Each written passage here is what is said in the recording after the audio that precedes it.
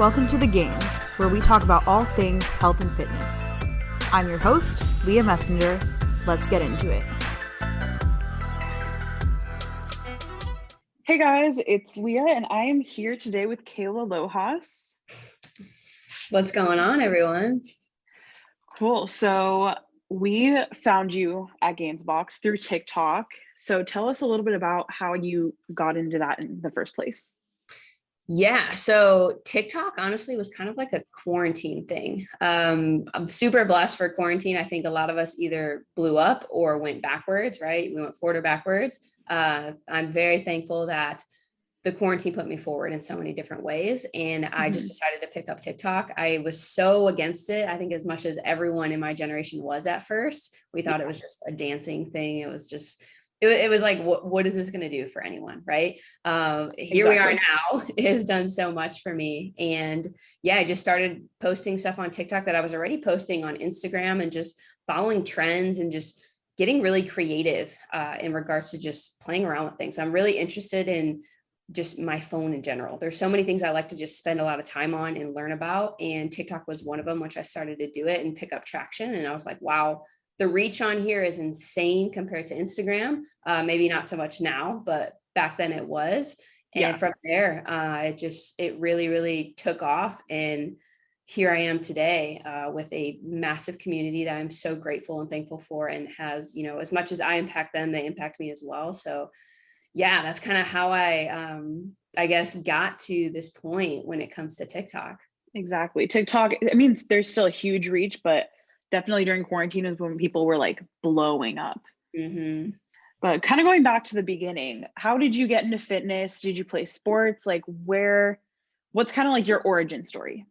Yeah, so I actually was a soccer player. So I played basketball throughout high school. And then my sophomore year, I ended up starting to really just focus more on soccer because I saw that this was just going to take me further.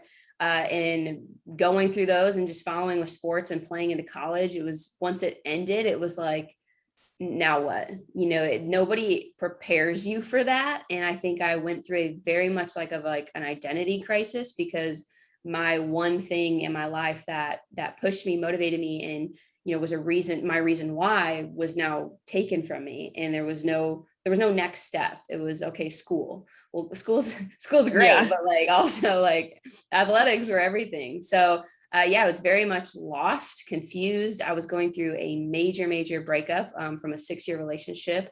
And through that, I definitely, you know, went deep into a hole and discovered, you know, myself. And from there, I moved back home, and I was like, okay, well, what do I have right now that I can, you know, utilize? What can I do with the things that I have now to start a career, whatever that is? I went to school for athletic training. I got all my prereqs done to get my doctorate in physical therapy. And that all just kind of like, I still graduated and got my degree, but it just kind of fell through in my dream with physical therapy. And I ended up getting my certification in personal training while I was in school, just on the side. And so I was like, you know what? This is what I have. So I might as well pursue it, because this is what I have in this moment right now. And this can, you know, lead to a lot of different things in my life. And so I ended up calling my local gym, which was, you know, Export Fitness in Bolingbrook, Illinois. Shout out to them. And I ended up knowing the guy. We went to college together. And from there, that it just clicked. I started working there, and I started implementing all these things that I learned like in person, because you learn all these things, but you don't actually know how to utilize these skills. That's a big problem with school. And so 100%. I was very thankful for the people that I worked with, and they walked me through a lot of things. And then I ended up meeting my now business partner that we run our online coaching business AuthenFit with. And he kind of just really transformed me. Within 8 months, I went from very uncomfortable in my body, you know, for me, my heaviest, I was around 150 pounds. And there was no confidence. There was no nothing. I was just an ex-athlete, to being 140 pounds and just like shredded. What I thought was shredded at the time, right? I've achieved a much greater physique now, but that was my 8-month journey that I shared all over Instagram, and it started to catch traction just from that. And here I am now. I think it's just over 4 years later. So that was October of 4 years ago, math. 2017. Yeah. And so, so it's crazy to think that I just kind of did whatever was in front of me, and it's very much evolved me. I cannot see myself being in a doctor's office wearing, Yeah, khakis. Like, no thanks. Like, I'm good. exactly. I think it's really common for people to finish college sports or even finish high school sports and then they feel lost. I think a lot of athletes are just like, what do I do? Like you said, identity crisis. Like, I've been so used to being active for so long and now it's like, what am I supposed to do with myself? And then it's perfect because you got into fitness and that like ties into it and that was your major and you got certified. What certification did you get? Yeah, so we got it through. It was a super small corporation who actually they just transformed, I think, this past year into ISSA.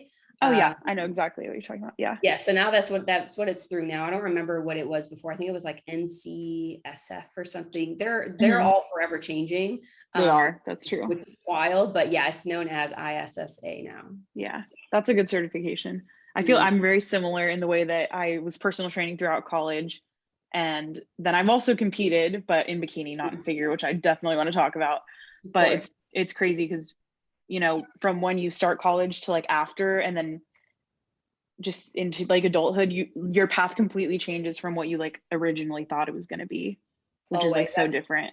That's why I encourage, any young listeners or even middle-aged listeners that are struggling with like your journey in life and, you feel like you have to know what you're doing. Like, don't take that pressure off you. I think social media puts that pressure on us. I have a lot of friends who look at me and they see that I'm flourishing and doing well, but they feel like they have to be doing the same thing. And it's like, no. Like, this is just my journey. This is my path. So it's like, be inspired to those that are listening, but please don't feel pressured to be at a certain point in your life. It's so important that you just follow whatever is happening at the time. Follow what you love. Like, don't put too much pressure on yourself. Exactly. And everyone has their own timeline. And especially in our 20s, everyone is at completely different stages. Like some people are just like, still doing the like young partying thing, and which is fine and fun. And you're still in your college stage, or some people are like already getting married and having kids. And some people are working full time, and it's just, everyone's in different spots. So I definitely agree. It's like, don't base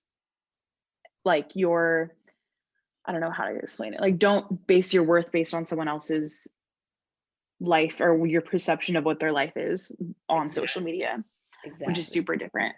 But I wanted to get into a little bit about how you started competing, because that is super interesting to me, because I know every person's story is so different. But how did you get into it in the first place? Yeah, so seeing my body transform in 8 months, I was told by my coach and business partner at the time that I had a great build. I had a good opportunity here to, go and compete. And my biggest thing, like, I just didn't, at first I was like, I'm not big enough. Like, I looked at a lot of figure competitors because I could not do bikini. Like, anybody that knows me, I'm not super girly. I'm very tomboy. Like, I just thought of bikini. I was like, yeah, like, no thanks for me. Yeah. And so looking at these women that I was looking at for figure, I was like, yo, like, these girls are massive. Like, I'm nowhere near where I need to be to be successful in that sport if I wanted to even do it. So at that point, I was like, you know what? I honestly talked down on competing for so long. I was like, yeah, no, like, I'll never step on stage. It won't I did the same thing. I was like, there's no way, I'm never competing. And then a few months later.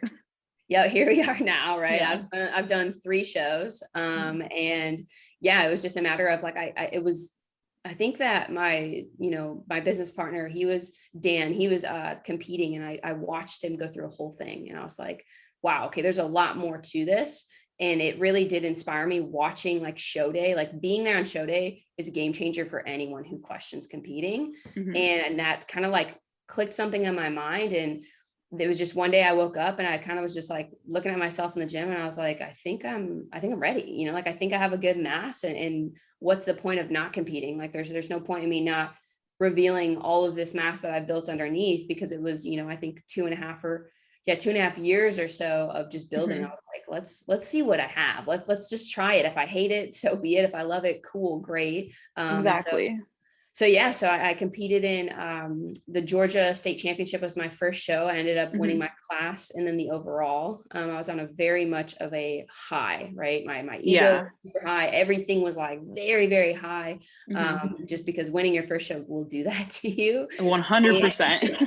Yeah, it kind of messed me up a little bit. And so then I competed in summer shredding of October of 2020, and I ended up getting second. So I didn't win. And that shot me so hard down into the hole, right? I was on this high, everything in regards to my social media is blowing up. Like I was doing crazy, and then I lost. And from there, I ended up going into like a very, very bad binge eating disorder for probably around like 3 months or so. Gained, 20, 25 pounds within the first week post show. And, that kind of, as much of a downfall that was, it allowed me to reach so many people in the industry who struggled with the same thing.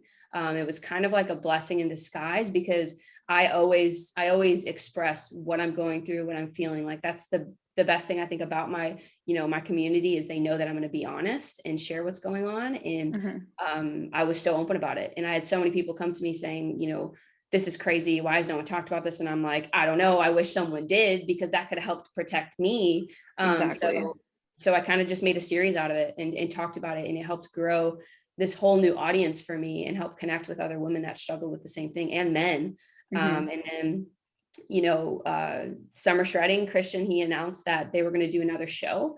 I had 24 hours to decide if I wanted to do the show, because he announced it about 12 or like 11 and a half weeks before the show, which was like not ideal for anyone prepping. No. Not at all. And I was starting to get into a good groove with my relationship with food. It wasn't 100%, but it was getting better. And I just pulled blood work about the week before. So it kind of just was like meant to happen. My blood work was clean. It was great. And so my coach was like, all right, what do you want to do? And I was like, let's do it. Like, I need to get out of this. I need something to drive me. And we ended up doing about an 11-week prep and pulled it together. I got the most shredded I ever have. And ended up winning the show, and crazy stuff has happened since then, since June of 2021. So that's kind of like my competing story. I have learned from my binge eating. I don't struggle with that at all anymore. I think I still do have a kind of a weird relationship with food, but I have maintained at least, I think I'm probably around like 17% or maybe 16% body fat right now, which I'm so very, very much happy and satisfied with. That's great. Yeah. It's just, it's crazy to think that you can really learn from your downfalls if you take a step back and you see them and you understand them, and you voice them and you express them to other people. That's how we can overcome things. So anybody who is listening to this and is struggling with binge eating or struggling with anything like this in regards to prep or fitness journey, just know that you kind of have to fail in order to learn. So exactly. I think it's a beautiful thing that you're able to share your story. I remember when I was competing, I did 2 back-to-back shows. So I was prepping from March to December and like pretty much nonstop. And when I stopped competing, I think I gained about 40 pounds in the first month post show, because I was doing the same thing. I was binge eating, and it's taking me from last December to now to be like, have like a good relationship with food again. And I think that's like something nobody wants to talk about in the community. And also it's frowned upon if you do gain body fat back, because people are like, oh, they fell off. And so it's like this crazy thing, because they like look down on you. But at the same time, if you're a competitor, like you learn how to train in a different way. You learn different mindset, like you learn discipline, and your habits, your like everything you do day to day and every minute is so different than like a non-competitor, not in like, I'm not saying in a bad way, but just in a different way. Like we operate differently. So to look down on someone that was like able to do that and then is just struggling with food is like such a weird thing to me. Oh yeah. I think prep, it really, it impacts you in so many different ways that nothing in the world can. Like it really did transform me mentally, physically, like in so many different ways that I'm very grateful for. But yeah, I mean, my last few weeks of prep, I hated everything. Like I very much secluded myself. I didn't want to talk to anybody. I was like, I wanted to pull out so many times. And I'm so happy that I pushed through, because where I'm at now would not have happened in any way, shape, or form if I didn't pull through that. So yeah, it's a real struggle. And I think it's so cool to connect with others who do compete and go through that, because we're definitely not alone, even though we feel like we are. So. Yeah, we feel like we are, but it's like none of us are. We're all going through the same things, regardless if we talk about it or not. And like, especially like the last few weeks are the hardest. You're emotional, you're cranky, you're really hungry, you're tired, and like you're probably like, I remember I cried my eyes out because I'm like, I'm not lean enough, and everyone's like, are you kidding? Like, but then you get the body dysmorphia, which I'm pretty sure is like a very common thing in the competing community. It's like you see yourself so differently. You're like, I'm not lean enough. It's like, oh yeah, you are, don't worry. Like you definitely are. But it's so crazy how things change when you're competing. Your perception of other people changes as well. I don't know if that happened to you, but I know the way I see other people and look at other people is so different. I think non-competitors would look at like a football player and be like, oh dang, they're really fit. But then a competitor looks and is like, oh, they look pretty normal. It's just like your perception of yourself and literally everyone around you changes. This podcast is brought to you by Gainz, the fittest subscription box. Gainz is a quarterly fitness subscription box that has apparel, supplements, and equipment created for the sport of fitness. Oh yeah. Which is really crazy.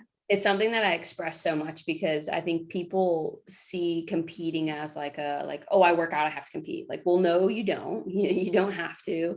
And I think that's like social media pushes that on a lot of people. And right now we're onboarding people for summer shredding of next year, just to get people under control and in a good situation for that show. And we almost are telling the client who comes on not to compete, because of how tragic those things can be, and how it alters your mind so much for the rest of your life.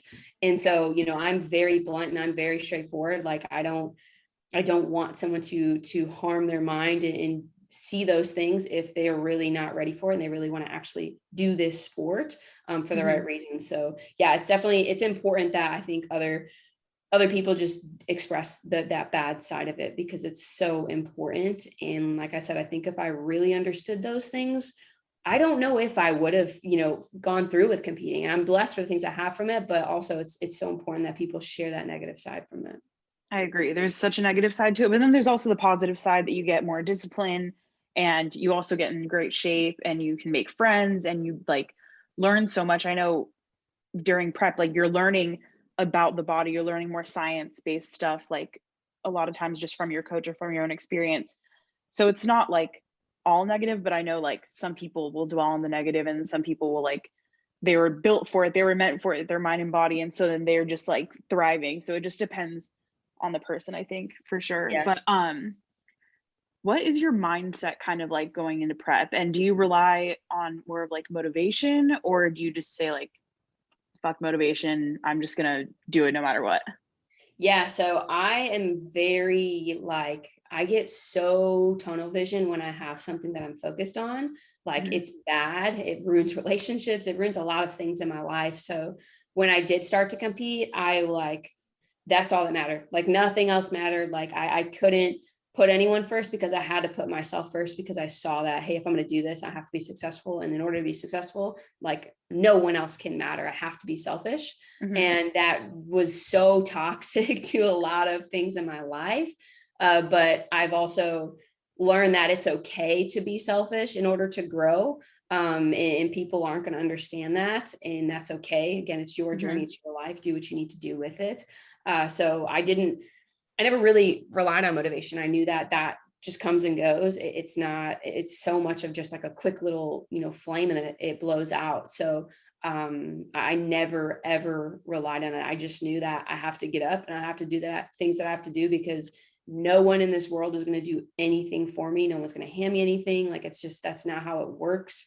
And, ever since I snapped my head into that mindset and fully believed that is how I've been so successful over the past, year and a half with things like that. So yeah, I get asked all the time on social media, like, how are you stay so motivated? I'm like, no. I'm You're like, I'm not.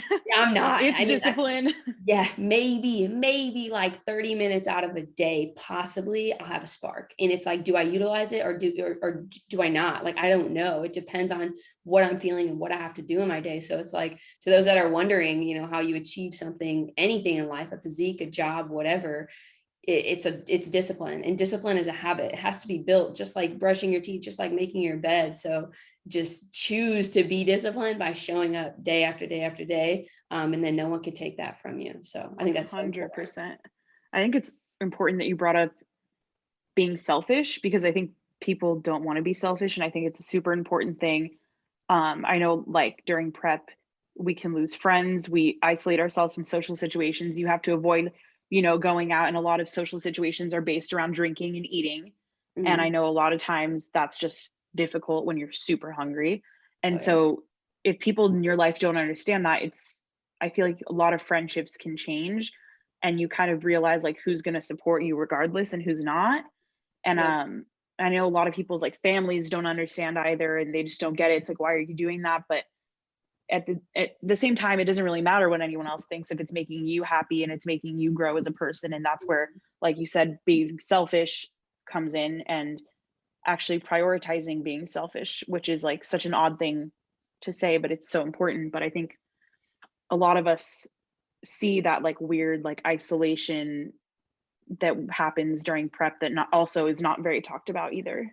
Yeah. I was very blessed to be in a relationship, with someone who understood all of it, because he was going through it too. So I would say I definitely had it a little bit easier than an average person, because I was always surrounded by people who knew what I was doing and why I was doing it. And those that didn't, they were no longer in my life because I didn't allow them to be. Exactly. And some people do hear that and they're like, wow, like that's messed up. But in reality, I would not be anywhere I am now if I was not selfish. So 100%.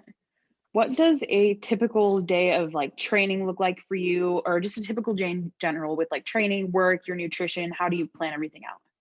Yeah. So I just recently moved to Houston, Texas. So since I've been out here, I've been trying to find what does my day look like, because it's so different here. And now that I'm surrounded by other influencers and very successful people that I work with, it's like, it doesn't go the way I want it to go all the time. And I'm very much a routine person. So the one thing that I can keep routine in my day is waking up, making my bed, and going for a walk and getting coffee. Like that's something that will happen regardless every single day. And from there, it changes so much. I have no clue what time I'm training, what I'm doing. It's because of just being surrounded by other influencers and other business owners. You have the luxury to do whatever you do when you want to do it. So it's a fun and cool thing, but it also drives me nuts because I don't have a set routine, but I also want to be able to collaborate, and I want to be able to be around successful people to help motivate me and push me and inspire me and learn from. So I would say that's definitely one of my like struggles and challenges right now, is figuring that out. But as the time goes on, I feel like I have to, again, be a little bit selfish with that aspect and find that routine. So I'm kind of in the middle of building it out though. You're like, I'm still figuring it out, but it's cool that you're a business owner and kind of work for yourself. So you're able to like kind of be more flexible with your routine if you have to, which is like nice. You're not like stuck, like reporting to someone and having to like go in. And so you're like, oh, I can like switch around. If I want to go to the gym in the morning, I can, or at night or whatever. Like, that's really nice. Yeah, it's a curse and blessing for sure, because there's days where I'm like, man, I just like wish I miss a routine. I miss the simple things. I miss the, going into work and having people there. Being an entrepreneur is very much lonely. Being an influencer is very lonely if you're not in the right environments. And that is why I chose to move out here, is because now I have the option to go into, Alphalete headquarters, Anaka headquarters daily, and be surrounded by like-minded people. So that was my biggest reason for coming out here. And I've been so much happier since I have been there. So that's great. It can get lonely. I can tell you that much. Yeah. It's like, you want to be surrounded by other people, especially if you're doing stuff alone all the time. You're not going into an office and seeing people. And like, I know a lot of people like going to the gym is like their only social time. So that's like another big thing. Oh yeah. But going back to social media and TikTok and stuff. So you got big on TikTok. Is there a specific video that like really blew you up, or was it just kind of like gradual?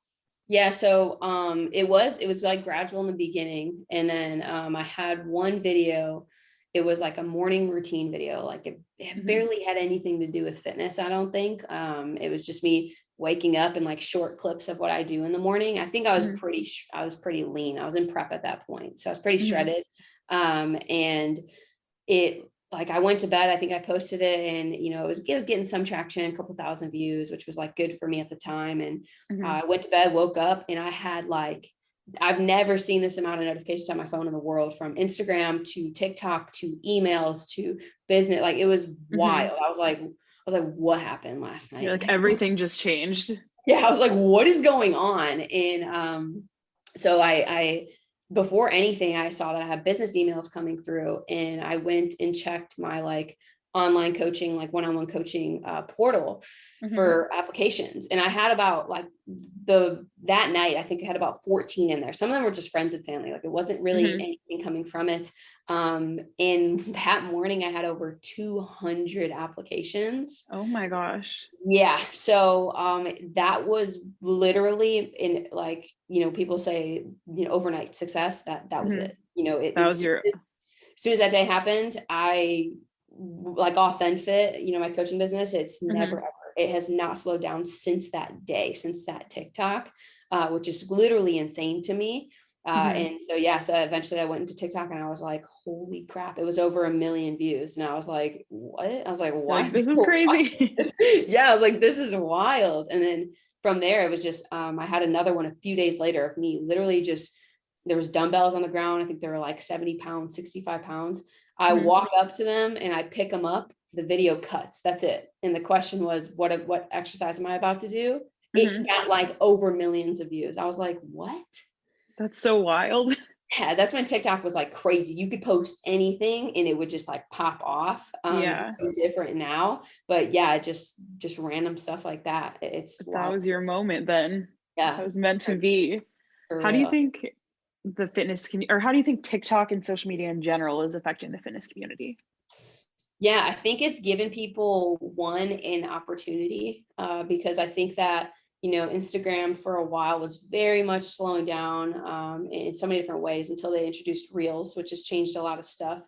But I think it's just, yeah, it's given more opportunities. It's given, you know, people a way to learn more about fitness. I think that just before TikTok, fitness was, yes, a decent sized community, but when TikTok started, I think it has grown to like exponentially. And there's a lot of good and there's a lot of bad, right? When it comes to, you know, diet stuff and all that, you got to be, it's pretty iffy sometimes on there when you have kids learning these things and just mocking a lot of people, which can be dangerous and scary. You know, but at the end of the day, I think it was just an amazing opportunity for myself and so many people that capitalize on it. And it will continue to be that way until, you know, the next new social media thing comes in. So exactly, until it starts slowing down, which probably won't be for a while, because it took Instagram a long time to slow down, and now TikTok is still, I think, in its prime, which is good. So now I'm going to get into the rapid fire Q&A. We kind of already answered one of them, but what is your why? Yeah, that's a hard one. I kind of try to think about this too. I feel like it's just to make people better, like in any way, shape, or form. It could be something so small, like making your bed, being positive, smiling, whatever that is. I get so angry when people aren't they're not holding themselves to their potential. It drives me crazy. Like, it makes me so mad. And I think when I really understood why it makes me mad, it was because I really strive for people to be at their highest potential. And so I think that my why is just to make sure that those around me, those watching me, those in my community, that they do reach their truest potential. That's great. Our next question is, where do you spend most of your time in order to stay on track with your fitness goals? This can be not like a physical place. It can be mentally too, but whatever you think. I would say physical. I would just say it's, you know, surrounding myself by like-minded people who want the same things as me, you know, AKA being here now. And then, you know, mental, I would say it's just, you know, what we talked about earlier, understanding that no one in this world can do anything for me. Like, I have to do it myself if I want anything. And once, you know, you realize that, your life can change. That's great. Our next rapid fire question is, how do you win the day?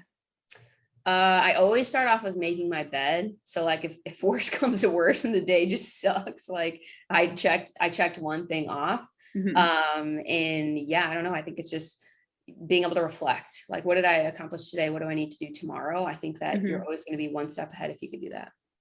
That's amazing. How do you deal with failure? So this one is I would say this past year that has my like learning factor, is that in order to succeed, you have to fail. And that sounds so cheesy. And I know like people see this on like a wall and wherever, like all the time, but it is seriously the most important thing ever, because we have to learn from that failure. Like you can fail over and over and over. If you're not learning, then failure is not really good for you. But if you understand that, oh, I did this wrong for this reason, and now I cannot do it wrong again, but I'm probably going to fail in somewhere else, then you're going to win, because you're going to continue to strive forward every single time you get knocked down. But it is essential to hit a roadblock. It's essential to be pushed down. It's essential to fail in anything in order for you to succeed. 100%. I agree with that. Like 100%. Our last question is, what is your favorite product in this quarter's Gainz box? Definitely. I'm wearing it right now. The Brave hoodie. Brave hoodie. As soon as I like opened the box, I just went right for the hoodie. Like I love hoodies so much. And so I was like, oh, it's a neutral color, simple, sleek. It's got a dope word on it for Brave. I was like, I love this. Exactly. I love that hoodie. It's been very, very popular. Absolutely. Yeah, I love it. Cool. Thank you so much for coming on the podcast. I love talking to you. Where can our viewers find you? Yeah, so on Instagram, it's at KayloFit, so KAYLO fit. And then on TikTok, I believe it's Kaylo_fit. If you just search KayloFit, it will pull up. And then for YouTube, I think same thing. It all leads into the same thing. So you could just search my full name, or you can search KayloFit, and it should all pop up.